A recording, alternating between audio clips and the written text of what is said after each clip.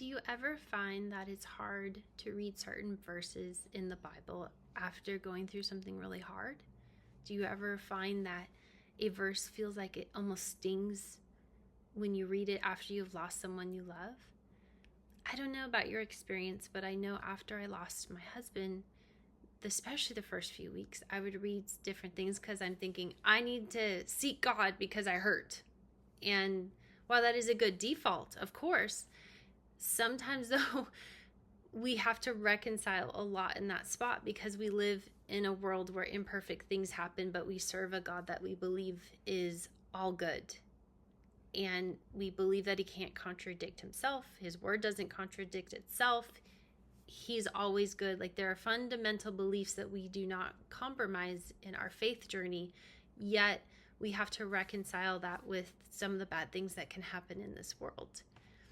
And for me, I prayed for a long time for my husband to not have to be fighting cancer. I prayed for him to be healed. I prayed for him not to have to go through excruciating suffering. I prayed for that my kids and I wouldn't have to see him deteriorate, but he did. And I know that I probably can't be the only one that sometimes has prayed for something, it didn't turn out the way I wanted to, and then you read different verses and you're having a hard time with them. And if you aren't, well then great, you're more Jesus-like than I am. But if anyone else is human like me, let me know. I think there are times where we read different verses and it communicates this sense of conviction and truth that we have a hard time reconciling with our pain. I'll read a verse to kind of help us take us on this journey. Psalm 116, 1 through 2. I love the Lord because he has heard my voice and my supplications, because he has inclined his ear toward me. Therefore, I will call upon him as long as I live.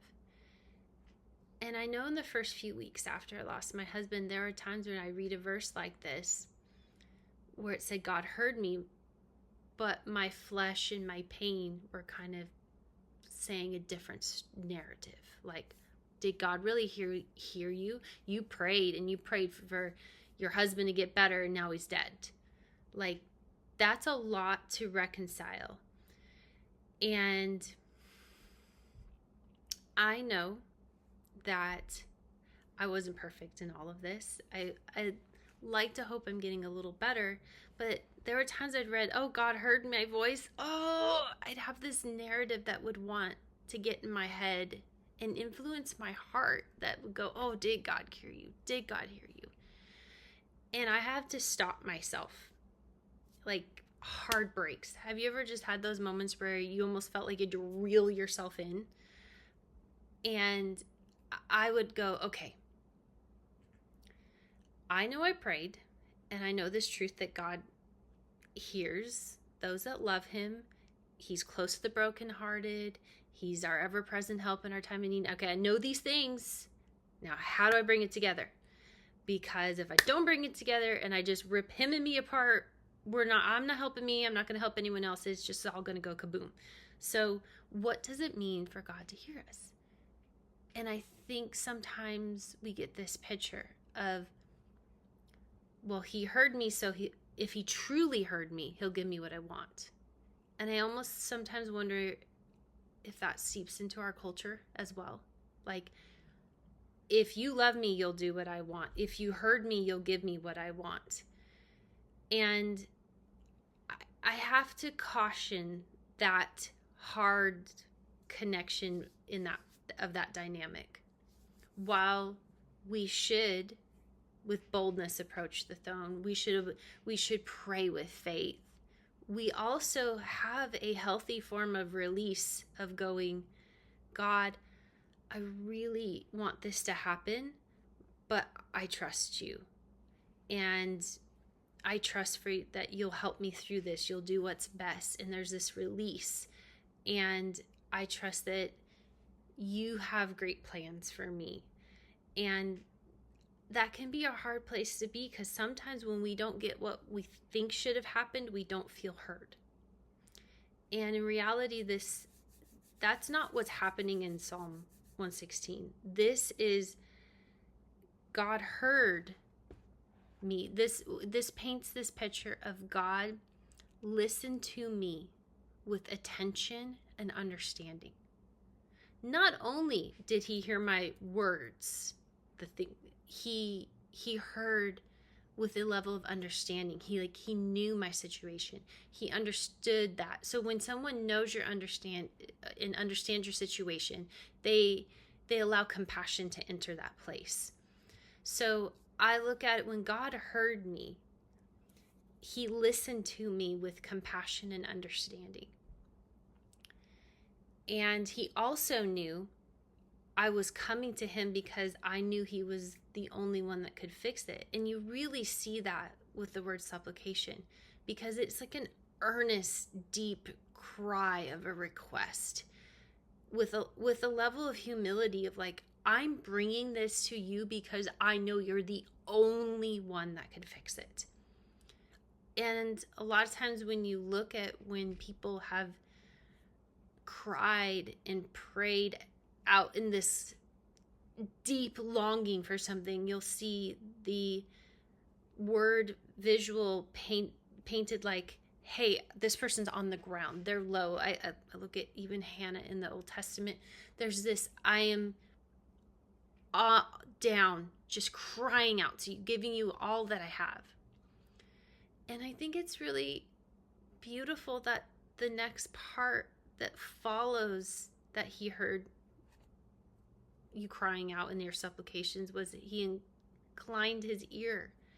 And when you look at the words connected to that, it paints this picture of that he extended and bent down. Like God bent down and postured himself to be where I was. So if I was low on the ground crying out, he came there right to be there parallel with me. And I think that gives me this picture of what it is to have a friend come alongside you when you're going through something really difficult. God heard me. That means that when I was crying out earlier this year, when I knew things were getting bad, and he was there. He was in the room with me. He heard every cry. He saw every tear. And he was sitting with me like I would have a close friend. And that close friend would know exactly what I was going through because they would be aware of the situation. You know how there are some friends that just know you don't even need an on-ramp to get into the conversation. You're just 0.2 seconds and you're on the freeway of conversation, because you don't have to bring them really up to speed with a whole lot. Like, they just know, they're just there with you. And I think that's how our walk with God should be like, that we are so aware that he's been there with us the whole time. We know that I can just start crying and telling you stuff, and I know that you're going to hear because you're just sitting with me like a best friend would. And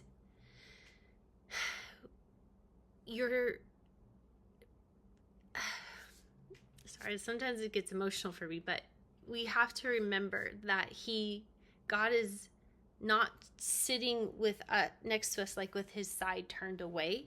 He is giving us his full attention because he values us. And I don't know if you've ever had someone sit down with you, come alongside, posture their body language towards you, make eye contact, make you feel very seen and very heard, and they're right there with you in the conversation, and they're being compassionate, and they're listening to everything, and they're affirming you and encouraging you. They may not be fixing everything for you, but they're fully there, and they're fully encouraging you, and they're fully listening. And I think for me, that's how I've had to view God's role in the last months of my husband's life and me crying out. maybe things didn't turn out the way I thought they could. But I don't have to doubt whether he heard me or whether he was there for me. Because it says right here in his word that he heard my voice. I love the Lord because he has heard my voice. One way I could look at this is I love the Lord because he's been my friend through hard situations and was always there to listen to me, to support me, and to cover me, and to take care of me. Yes, I still felt pain and loss. We live in an imperfect world. We go through trials and tribulations. We have an adversary that doesn't want us to prosper. But with God's help, with him sitting with us, with him walking this out with us, we can get through all of those things and come out more than conquerors. And I just like to encourage you, if you are doubting whether God heard you through a difficult time, try to reframe your perspective of just because it didn't turn out the way I had wanted doesn't mean he didn't hear you. It doesn't mean he wasn't there. He was there. He was sustaining you. I know there's the only way I could have gotten through some of these days, especially in the months leading up to my husband passing and even the weeks afterward, because of God's strength. There's no other way. There's no way I can be here today and even talk about this without God. So lean into, hey, he is good. God is good. God is good. He is there for you. He has been there. He will continue to be there. And I'd like for you, and I'm going to try to do this too, to consider the perspective of maintaining God heard me, God is hearing me, and God will continue to hear me. The past, present, and future. Because if we don't believe that God hears us, we can dangerously influence some things to come in our filter, come in our mind, and then we will question whether we're hearing from him, and will even affect our ability to hear from him. Why would we want to receive anything from something we don't believe is good? Why would we look to even listen to his voice if we question whether he hears us? There's some dangerous questions that I would encourage you to and caution you, don't go down certain avenues too far, because our only ability to get through this well is to have him helping us. And him helping us involves us hearing from him. So we have to believe that he hears us and that we can hear from him. There's a duality. There's a reciprocity going on. There's an exchange. So no matter what your feelings say, don't let this get shaken. Sometimes feelings can be amazing. Oh my gosh. Happiness, love, joy. Like, you can have some amazing feelings, but then there are some feelings that are doubt and fear and unbelief that are not good. Not all feelings are truth. Truth is truth. Truth doesn't need to be relative to your feelings. Truth is constant, and it's always reflected in what the word says and what God's voice has said. His promises are always true. He's always consistent. So if you feel something that doesn't line up with that, you're going to have to put it in the trash. We all have that trash button like on our desktop of our computer. There may be a lot of times as you go through these weeks, these months, and years after losing someone, you're going to need to put a lot in the trash and just go, I'm only going to look at this. I'm only going to listen to this. So again, God has heard you. He was with you. God is hearing you. He is with you now. And God will continue to hear from you, and he will continue to be with you. No matter what's going on, he is there.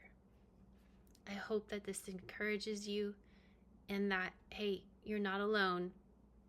If something feels hard in a moment and you need to process it out, it's okay. There's grace for that. Just always circle back to the right one who has our best interests in heart. And most importantly, focus on Jesus, who gave everything for us.